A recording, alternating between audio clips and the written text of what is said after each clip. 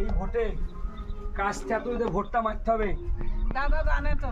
দাদা জানে বললে হবে না, পাড়ার লোককে বলতে হবে কাস্তে হাতুড়ি বাঁচলে মানুষ বাঁচবে।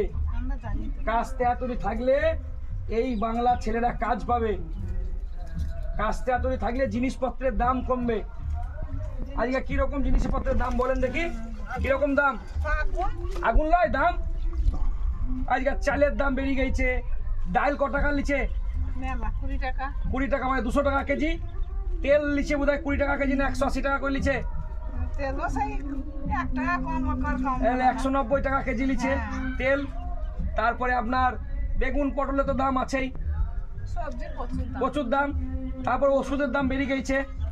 কারেন্টের বিলের দাম কত বলিছে? আরে নি গ্যাসের দাম, গ্যাসেরও বেড়ে যাচ্ছে। বামফোন যখন ছিল 300 টাকায় গ্যাস ছিল, সেই গ্যাস 1000 টাকায়, তাই তো?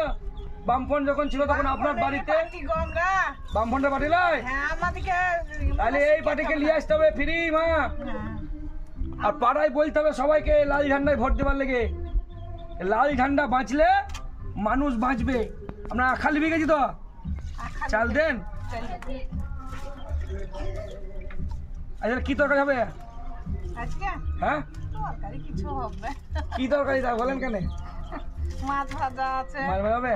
হ্যাঁ। ঠিক আছে, ভাত খেতে হবে তো মনে চাইছেন? বেশ, আমাদের কি ভাত খাবেন নাকি? হ্যাঁ খাবো না কেন, খাবো তো। বেশ রাখছি, আমরা কি ধরনের লোক দাদা জানে।